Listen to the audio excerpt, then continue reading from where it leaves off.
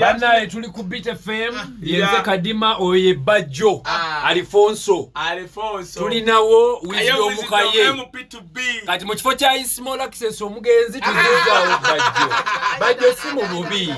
simu abantu bagenti gwaliwo Bajo tyaki twakulaba otene ku police ojimanyi no mugenzi bayinza ko bakola mistake nga banoonya Ozekululwo yebiri mbya mugenzi kayo gena kwesimbawo angena kwesimbawo sawa ina nope Kaya agena kunsindika ngambe kaye kwagalawo ese bagambe bakwagala Kampala Central nzijawo yaja ichuli wagisebo embaga yambidde yawedde yesebo banji abazze bawasande ba bloga banno bawasa gwe tugisubiridde nchayiga kulola kisimunyo tule mukadali nga tomanyi kulola manyi masogano gafudde ogenda oyiga kulola koka kwe kunnemeseza zo sente zina omanyi sente zinyinzo funa nga nkoze embaga nyingi kati embaga yange mbangenda funa mummo naye nchayiga kulola avieta nyambako bona amalo okulola avieta yalodde negwe wajjana shilingi 5 bona wasaako sigazzawo 15 ogenda kukola nagulako drone kati embaga enzobe ya 5 kubanga sezina kuggwawo naye ng'ona ojja wasa nina okuwasa kiwedde yes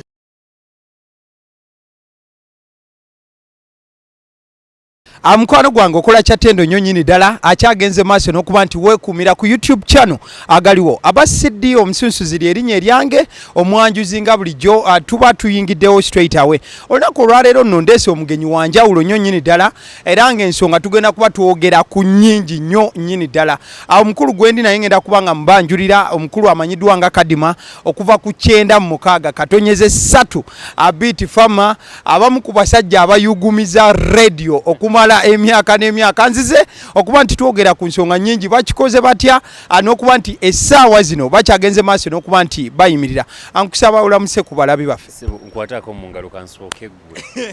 sijja genda mu balabi nga sinna kubuuza abalabi baffe abalungi mbalamusizzaako mwebale nnyo okubanga mutulaba mwebale okwagala basidi mpozi channel fe bagiyita agaliwo mwebale okubeera nga muli kugaliwo bayive mbadde nga ndaba nanga agaliwo naye nga simanyi nti oba ndifunda ddi omukisa nange njikirwe kugaliwo but finally agaliwo nsanyusa okugalaba amina omuntu wabakulira ku radio erinnya ebiseera ebisinga tuwulira Kadima bakuzaala gwe Kadima oba obuzaale bwo buli butya yegwe Kadima oba waliwo ekiri emabega wa Kadima waliwo ekiri emabega wa Kadima yenze Abdul Tebukoza Serunjoji kakati eri Kadima lyajja bwe nayingira field ya radio nanoonya kye neetuuma nga sikiraba paka lwe natakula nengwa ku Kadima watakula lyava waliwo omwami gwe nali naye bamuyitanga Ahmed ebiseera ebyo Ahmed nangamba omanyi tuyiyeyo erinnya nali nkola ku radio y'abasiraamu bagiyitanga Bilali ati ku Bilali awo nangamba nti omanyi erinnya lye tulina okufuna lirina okubaamu olusiraamu kuba tugenda mu basajja baki basiraamu ate nga nange ndi musiraamu ate nga nakolanga nga muzeeyi eddoboozi eryo ery'abazeeyi nga bwawulyanga abazeeyi b'ebbama abaaki kati neŋŋamba nti kanetuume Kadima muzeeyi Kadima kuba olyanga linnya kadde lyabakadde lyadda era by then nfunye challenges nyingi nnyo nga nkwana abawala omwalo omugamba nti gwe Kadima nagamba oba jjajja ngenda kukola nti oyo jjajja muzeeyi Kadima muzeeyi bajjajja ya so Kadima bwe kijja ne tufuna erinnya eryo naye kati lyakwata bino ebyabudusi bangi ababimanyi teryabimanyi so tusinga kumanya kya Kadima kati Kadima nkubiramu ekifaananyi ku Kadima omuto kale oli Abdul Tebukoza omuto ozaalibwawa ovaawa okujja kubanga era tewagwa banzalira Kibuli era Kampala yes Kibuli bwe banzalidde n'omwaka nkubule gwe banzaala nga bangi batyo 1988 okitegedde mpezeze emyaka 35 kitegeeza nti enkuze enkadde ziwererako ddala yes kati banzalira Kibuli awo nenzija muzadde wange abamu nga babeera ku bbiri awo era ku bbiri awo nawo waffe then Kibuli Kubbiri awo we banzaalidde byebitundu byemmanyi pozi kati bwenkuze nange ate nenfuna ebitundu ebyange byesobodde okwetuusaako nga kyewunyisa nnyo okubeera nti mu byogera tetula neŋŋende Masaka temuli neŋŋende e Masaka kuba ne gye batuziika Mukono bayitawo ttaka Jjunge so kakati from Kubbiri to Mukono kati n'okusomera nasomerako mu kyalo eyo e Kayunga bagitanga Namagabi Esese era gyeri kati awo we nagenderako mu kyalo naye nze wali ogenze na mbodi ne bwe bantwalanga mu byalo ate nga nzirukayo so sikulidde mu byalo naye bwe nkuze nenfuna challenges nyingi kuba njagadde ng'okwesaggulira nange neetuuseeko bye njagala ng'omusajja nti nagendako emitiyano eyo nenkolirayokko yes kati ebyo ebyalo mu bulamu bwange ate era naye wali ogenze kucapa kucapa senti waffe ate naye nali mitiyana mu ttawuni saali mu kyalo so bwebityo bwe biri bwenzize bwe ntyo mpolampola nenkula ebiseera ebisinga abantu abasinga tubawulira bavudde mu byalo nze nganze nange ndi Wesite naye ninamu empulira muli nti oba mbakuba mu kyalo oba nandibadde n'obwongo bungi nnyo towulira nti nokulira esite kiina kye kyakutoola okukulira esite tekyantoolako kyanyamba nnyo embeera y'ekyalo nayo si nnyangu kuba olaba n'abali mu kyalo kati badduka kujjawa ekintu kye bayita okukulira mu kibuga baasi n'omubaka Nabbi Muhammad sallallahu alaihi wasallam yatugamba nti bannange bweyunire nnyo ebibuga okitegedde ekintu ekibuga kyamaanyi nnyo era omwana akulidde mu kibuga si kyangu mukompeyaringana wa mu kyalo omukyalo mulaba nga ali wala nnyo eri ebintu babitegeera nze sakala nedda ensegeza ekyalo kikunyira tekimpunyira ziizi because kati nkuze ninayo ne projects ez'enjawulo mu byalo eyo but saagala kibeeramu yes sijja kuva Kampala wane Kampala we wali buli kimu obuto obwo kikyojjukira ekyali challenging ennyo kubeera nti obadde site kintu kikyogamba nti mu buto bwange naye nanyigirizibwa nnyo mu bulamu muki ng'okyali muto obuto obwo kintu kyejjojjukira ekyakunyigiriza ennyo mu bulamu ebintu ebyanyigiriza ennyo nze nakula ne single mother maama wange tebaali bonna ni taata wange so challenges zaali nnyingi nnyo nga mukazi wattu bambi omulaba afaayo yatoba ne kino yatoba ne kiri kati nga talina okugenda ewa muzeeyi abanjeka school fees oluusi muzeeyi ate naye takayina ate n'akomawo nga tekaliiwo ne babagoba n'ayiya mukazi wattu n'ayiiya nnyo so kyekyali challenging nti nakula na single mother so yatobanga nnyo obuto obwo oyinako wonna ewayalabikirwa okubeera nti onaabeeramu ne talent kuba ebiseera ebisinga oweereza ku radio tekikoma kubeera nti oli presenter wabula obeera ne talent in fact ez'enjawulo nnyingi nnyo mu buto obwo oyina we weerabanga nti bwe naakula nja kubeera bwe nti mu art kyeyoleka nakirina nze radio nga ndi muto mu P3 P4 P5 bwe bwali obulamu bwange nga njagala nnyo okuwuliriza radio ng'omuntu akola ku radio mpulira kyekyo obulamu butambula nalina ka radio kange buwokomaani obwo nga mbeera nako nempuliriza kino era lumu muganda wange yakabba ne mutwala ku poliisi nengenda ku poliisi neŋŋamba yanzibyewo ka radio kange poliisi ne baseka ne bagamba omwana ne baŋŋamba ensonga za famire mugende muzimalirize ate bamukwate nawa ensonga gye ntutte nnafu ka radio kaali ka 12 so nakuliramu ekintu kya radio nze nga nkyagala nnyo abasi nga mpuliza radio kati wenakulira mu radio abasajja baalinga babe mu kiibi abo bakatolubwama kati nempulira nti bakatolubwama bagenda gyendi balinayo omukolo nga ŋŋenda kristi nembalabako bulabi so nga nkyagala nnyo so kino ekyokuzannya katemba biki kusomero nali muzanyi wa katemba nnyo nga bw'okiwulira era nga ne parts eziremye abawala ezaabwe ezabawala ate nga nze nyambalawo gomesi nenzizannya so nakikuliramu kuva dda yes kati radio as a career ebiseera ebisinga bwe tubeera mu radio waliwo okutandika nga tosasulwa waliwo okutandika nga just ogezesaamu naki otandikira waddala radio wogambira nti omusingi gwange wa radio gutandika bwe guti nenvuga bwe nti olugendo lwa radio bwe nagenda e Kayunga ku Namagabi SS nali nagendayo mu senior 2 nenvaayo mu senior 3 nenzija e Kampala nenkoma okusomero lyange netandikira mu senior 1 baliyitanga Citizens Trust yalinga Kibuli awo. Bwe nakomawo ne baŋŋamba ku ssomero nga bw'omanyi omwana abavuddeko ate abadde akola katemba biki baalumwa nnyo nga ŋŋenze Namagabi era bagasalawo ne bagamba nti ajanga osomere bwereere mu senior 3 komawo ku ssomero lyaffe tukwagala osomere bwereere. Bwe nakomawo mu senior 3 awo wentandikira radio. Natandika okukola ku radio nga ndi mu senior ya kusatu. Nagenda Kodi Kampala awo waliwo omukwano gwange yakolanga ku radio bamuyitanga Ahmed. Antwalako lumu tulabe nambule ku byuma ndabe radio. Kwaliko omukyala yakolanko nga bamuyita Shamima oyo yalinga akola evening show. Bwe ŋŋenda okulaba embeera nga bweri ebyuma biki nabalinda bamala okukola bajje bandekaawo ku reception ne mbamaliriza ne bajja nga bamaze okukola naye era nalina ka radio kange ngamba uliza ko olusaasoma.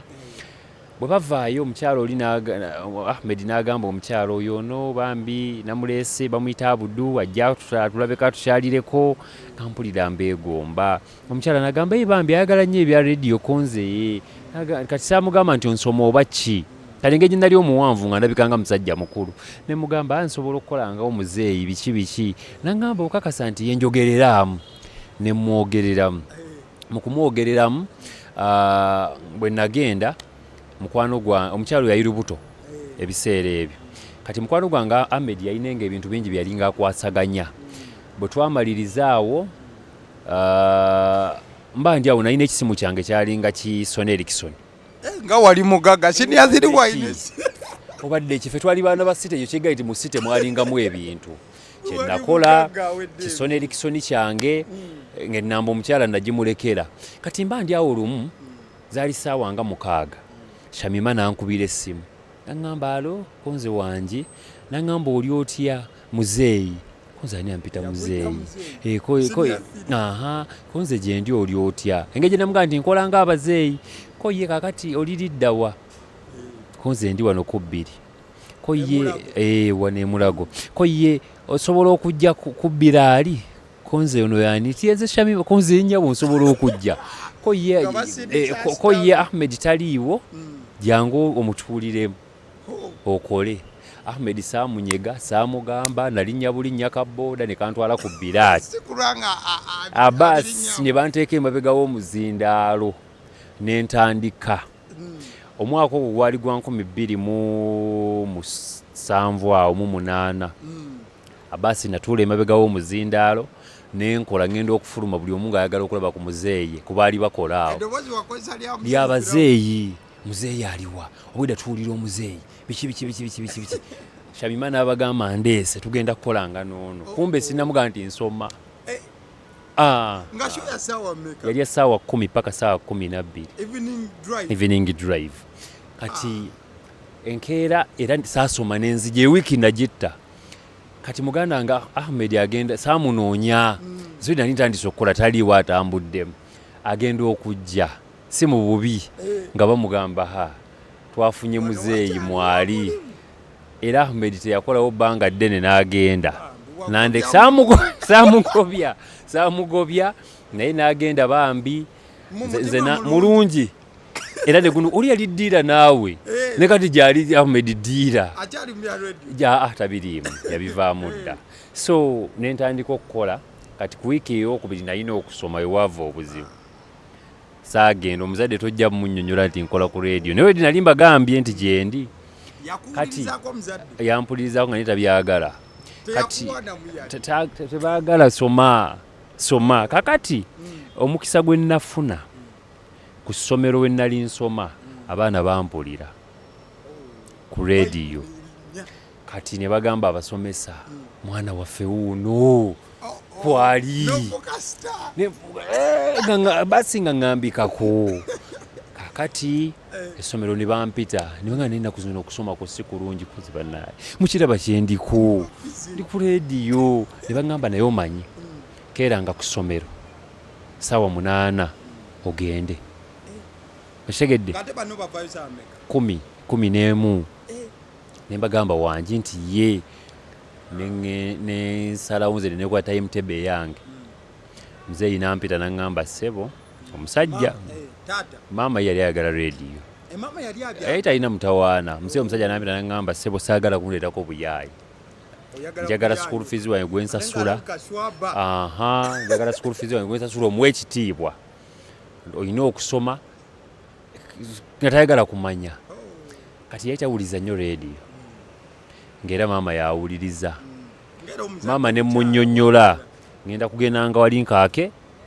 8 mpitamu natambuzanga n'ebigere zigenda oyingira ssaawa 10 nga ndi ku biraali nentulemegawo muzindaalo kati ngenda ntuuka shamimooyo ng'agenda kuzaala agenda ku liivu so nenjisigalamu bwomu omwami omunyankole bamuyitanga kiralira isa naŋŋamba oba tosobola ku kompyuta sijja kukozesa kuba kati munnaakola ki agenda injinia kalungi nga sinnabiyiga waliwo injinia allah amusaasire yafa bamuyitanga kalungi naŋŋamba ngenda kutuulirangamu mu byuma gwe tofaayo mpaka lwonaayiga era nga ntuuliramu nenkola natufuuka muganzi nnyo ku supreme council awo nga balaba omwana omuto ayagala okukola akasente nga tewali naye weebale twalyanga ne piraawo kuba twali ku muzikiti kati twalinga mu mbeera bwetyo abaasi bwentyo bwe nnyingira rediyo naguno gwakandi ku rediyo obulamu bwange nawulira nga busumulukuse omanyi mu nsi eri kintu kinyuma nga kukola kintu kyoyagala nayagalanga nnyo rediyo nayagalanga nnyo katemba lwakuba kati katemba wo ku stage namukoowa ne muvaamu kati bwentyo bwennyingira rediyo bw'obeera ku biraali wano omuzadde yafuuka ekizibu taata nga mukambwekambwemu omentaininga otya okukkirizisa okusigala natuula senior 4 ebyokusoma neŋŋamba rediyo endi bize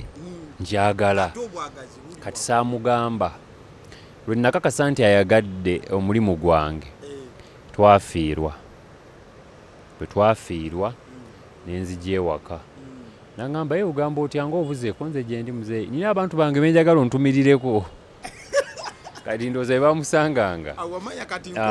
namanya neŋŋamba rediyo njirimu kati sirina kyakkola olaba muzeeyi ampandiikidde abantu be mbatumire kati bakadde banne bamugamba era ku rediyo nemmanya nti akkiriza so bwentyo bwe ntambula kale kampeeyo abazadde akalowoozo omwana tomugaananga ekyo kyayagala tomanya kuba kati ndya ku rediyo okitegedde obulamu bwodda butambulira ku rediyo buli awo yes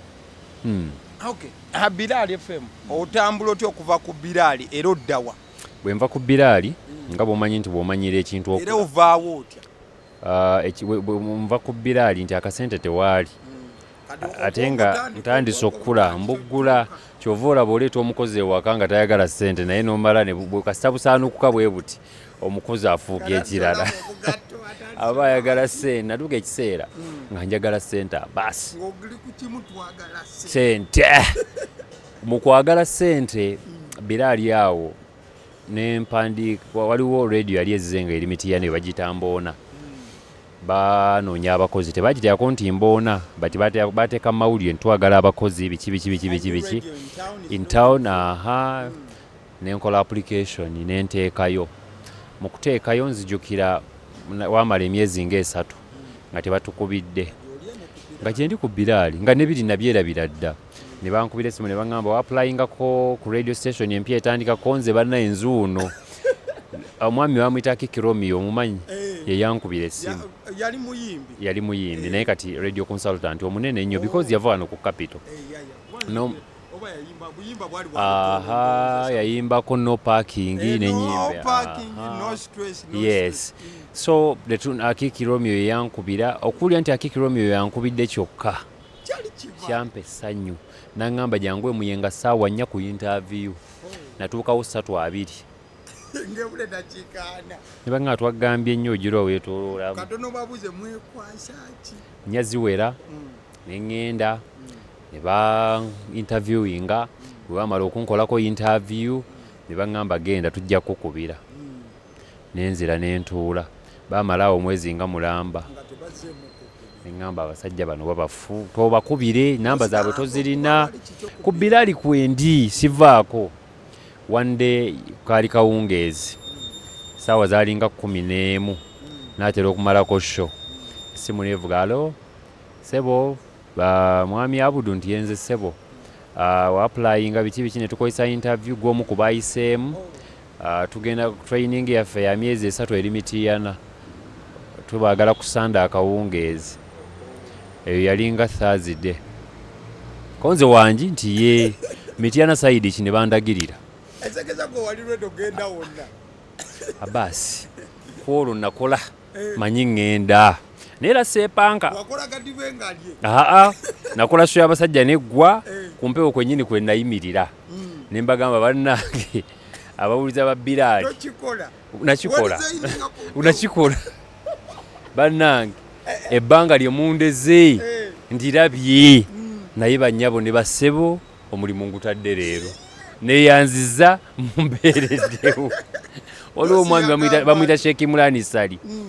n'akuba essimu wa mukama waffe namugamba kyempulidde kyowulidde ko ye mukama wange nkiwulidde mulinzi ave ku mpewo asiibudde ne bakolaawo ne bampita ne baŋŋamba waaye twawulidde osiibula konze bannaye nsiibula olagawa konze nkooye kukola kati balowooze okay akasana katuddusizaawo wali emisinde kadde katabuse obadde okyaŋŋamba nti weegobera ku radio live neegoba naye mu kwegoba obusimu bwavuga ne balowooza engeri tutamuwa ssente oba ne bankolera appointment ne mufuti wa Uganda because mufuti yali ampuliriza nnyo ne banga mufuti ayagala kukulaba ne bagamba okay ne ngende wa mufuti ne mulaba saatya mufuti naŋŋamba otukoledde ebbanga biki naye baŋŋambye ensonga za ssente naye tukoze tutya koze mufuti akasente embeera ogimanyi ko ye kale kati tugenda kukolawo enteekateeka tulabe nes for now sooka ogume konze mufuti ŋumye koŋŋambye era kondabye ŋumye ya meetinganga Friday Saturday Sunday ku Monday nali nina okukola Mityana yingirayo Sunday tata walimba mufuti wegwa mufuti namulimba atati abakulu nali sina kyakukola ne bankubira amasimu abasi taddayo kukola ne bankubira amasimu ku Monday oliwa segenda agenda konze bannange siriiwo abasi bwentyo bwenva ku Bilali ne ŋŋenda gye nalaga Mityana ne tukola training yali ya myezi 3 after training natusiibula ne batugamba mugende twalinga abaana 20 ne batugamba abayise mu training eno muli 7 ezekeza ne training kali kakuŋŋunda tekwali kubawa muli 7 era buli omu tujja mukubira simu okudda buli omu nadde waabwe n'obugugu bwe natuuyanira eka weeks 2 weeks 3 enamba z'abakulu abatusomesa naziinanga nenkubira Kikiromio mga muze yake ikonze waye wangisebo nze Abudu ko ye konze kakati nga temutukubira naŋŋamba Abudu mu baana abasoose okuyitako omusanvu ogwo kwoli okitegedde kwoli era guma tutalina betutereeza tunaatera obbayita neŋŋuma olunaku we lwatuuka ne batugamba nti balina lunaku z'omwezi bweziti ne batukubira 7 mujje Mityana nga bakuwa enju batuwanga enju emmere bagenda kuwanga breakfast waliwo awo mid morning byakulya lunch ne tuyingira Mityana bampa ennyumba ku Bilali nali sibifuna bampa ennyumba zaalinga rooms 2 nga omwalo omu asula eri omulenzi asula eno nga njawulo hazini nga bwomanyi ennyumba zino ziri self contained kati ng'ew'omuwala yewali ekinaabiro ew'omulenzi onaabira bweru gwalingako omulyango gw'emu maaso n'eno akati ne tubeera mu mbeera eyo naye nze ennyumba gye bampa nava e Kampala abaana baleeta ebintu byabwe nze najja n'akafaliso kalinga yinki 4 n'akadomola ka liita 3 nateeka mu nju gye bampa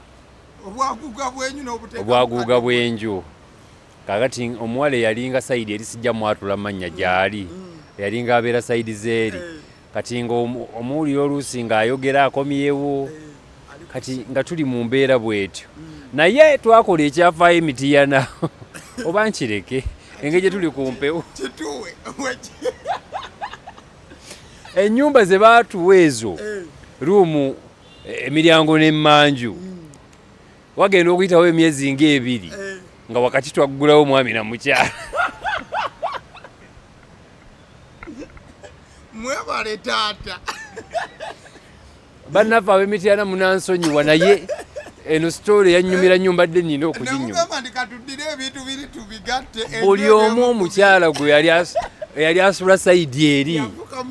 bayita abamu baba bawasa bali eyo osaaga n'okusaaga bwe bityo bwe byali so n'embeera emitiyana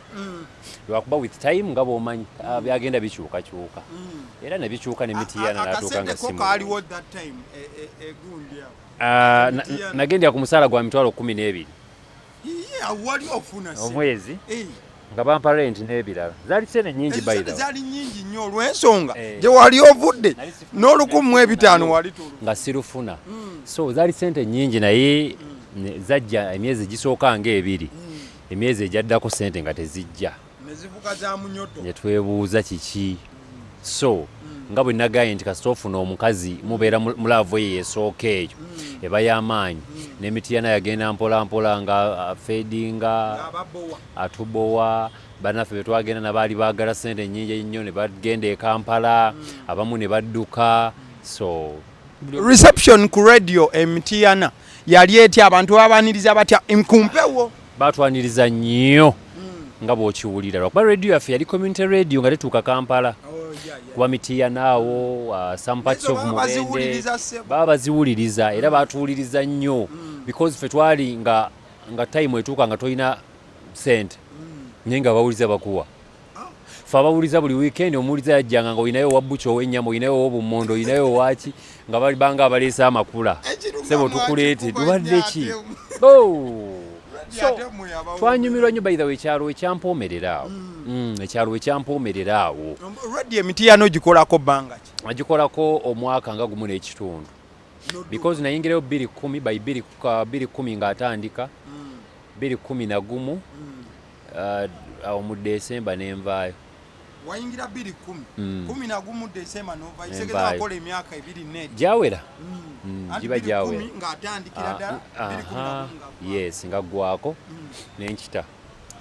ogenda okuva ku radio emitiyana Mboona FM wali ofunye radio empya gye wali ogenda sifunye radio nali nkooye okola ku radios nali nkooye obuvumu ng'obu nali nsuubira si byo byali sente tewaali nentandika okugyevuma because nga ndaba nina ekintu kimu nalabanga nga nkuze ng'ate neetaaga sente n'ebyetaago buli wogenda maaso n'okukula n'ebyetaago biba bikola ki biba byeyongera so nalabanga sikyasobola by the way naresigninga nga sifunye radio ndala wali naresigninga mu bigambo era wegobera ku mpewo bonna bagamba banayenkooye kaŋŋende waliwo radio yali ayagala okumpaaza bagiyitanga Saana FM yali mitiyana nga bampa emitwalo 19 omwezi ne mbagamba kamala ogendamu e Kampala okuwummulamu sente nga tozaagala bwe natuuka wano nagamba nedda era nenfuna tali mwana wa city sente teri embeera bwetyo naye platform zonna radio zenavaako nga tebansasula already okumpa omukisa okukolayo baali bansasudde okitegedde gye nava okitegedde seevuma wonna we nava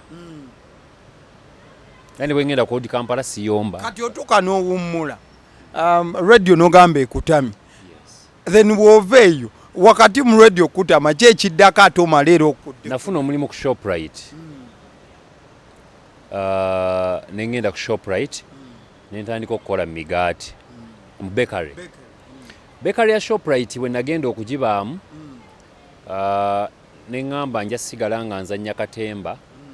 nga bwe nkola ne mu bakery wano because radio temuli sente already yazajjaawo okunkimako kati watukanga gwe tokyali omanyi ffe talent yetuvuga ebiseera ebisinga watukanga ekyo kivuddeko nga kati gwe kyolowooza kimu oyagala kimu sente otuuka nova ku talent bw'oba olina kyonoonya baasi n'otuuka n'olowooza n'ogamba nti Mukama kino si kyeyantegekera nga mbonyeebonye nnyo mbeera nga si nnungi nali sibonyeebonye naye nakoowa ge mazima nga ndaba ne bw'oba ne girlfriend tolina 10 kyogenda kumuwa okitegeera so nga ndaba ebyetaago bingi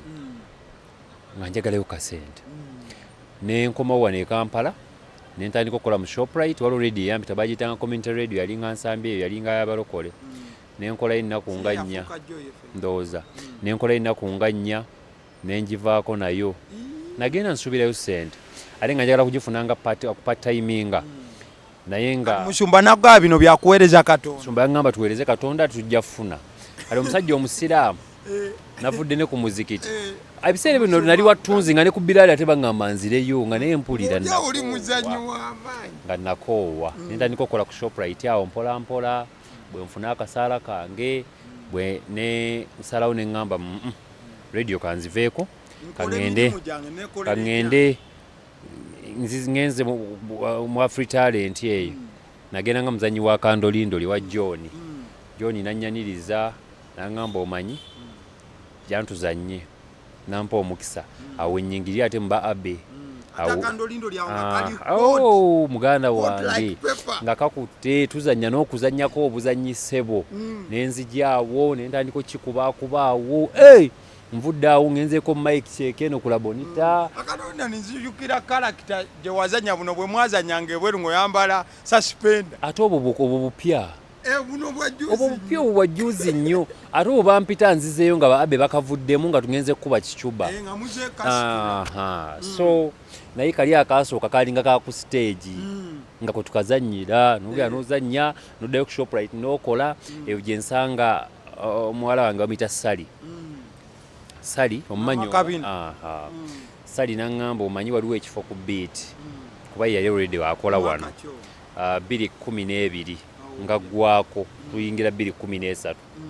nenzija okukola voice testing wano bwe najja okukola voice testing tebanyegana kigambo kyonna ne bampa ne baŋŋamba tandika okukola okuvolontiyalinga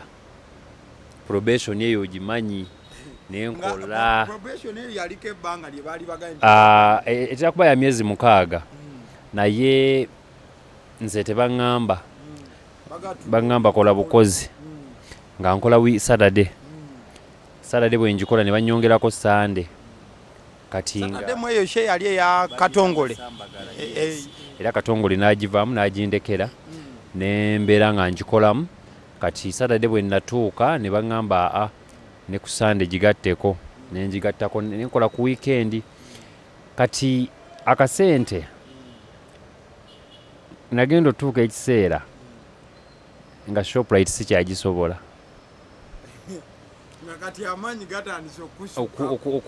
nga nkola wano ennaku 2 nga nali sente ze bampa zeza Shoprite okitegedde mwezi mulamba mande tuki okeera ku makya neŋŋamba Shoprite weebale nnyo weebalire ddala nenjivaako nenconcentratinga wano ku radio nemanga nkola mpola lugendo lunyuvu nnyo ate Katemba nakulabako Katemba emirundi mingi akandolindoli busikets nabugobereranga nnyo wabeerera ne Patrick Omujuuka ne Mit Olobo bwe mwazanyanga ng'ovudde ku bya stage obudde obwo obeegattako otya n'obudde bwo mu Katemba Katemba kuva dda nali mwali nga bwe nagambye but nga sinawe nkolera Katemba then bwe ngenda mu Afri Talent nga bwe gambye nali ku Shoprite nenfuna akadde omugenzi ali Sekobwa yafa ye yantwala mu Afri Talent nandagaba John abo John nannyaniriza nnyo by the way taata wange mu Katemba yes John nannyaniriza nnyo nampa characters ezaali zize nali njagala ne ba abo awo nnyingirira Katemba okuyingira ku Katemba ali ku national level nga nvudde ku oli gwe twalimu ow'obuto then kati awe muyingirira sebo nintandika kikuba mpola so naye natuuka ekiseera ate nze nga nze ate ne mukoowa namukowa just neŋŋamba kamuveeko tewali nsonga nnyo abasi naawe ojja tuuka ebiseera oganye nti kati kino nkikooye nyinyuse nenyinyuka naye nga nkyasobola okuzanya lwakuba sirina wenzanyira kati saawa zino tubalinga tukola busikitsi waffe wano ku biiti ndooza so bwenkyo kati nenejjako pressure eyo. Okay. Away from there, isaawa zino radio ekyuka buli lukya radio ekyuse mwamukoze mutya okusigala nti mukyali relevant nnyo mu industry ya radio nekyuka nti social media ina engeri gyovertaking gyekola kino naye musigala amaanyi radio kwe muli Beat FM ekyali y'amaanyi nammwe abaweerezaako nga mukyakola sense w'amaanyi buli kimu kigenda kujja mu nsi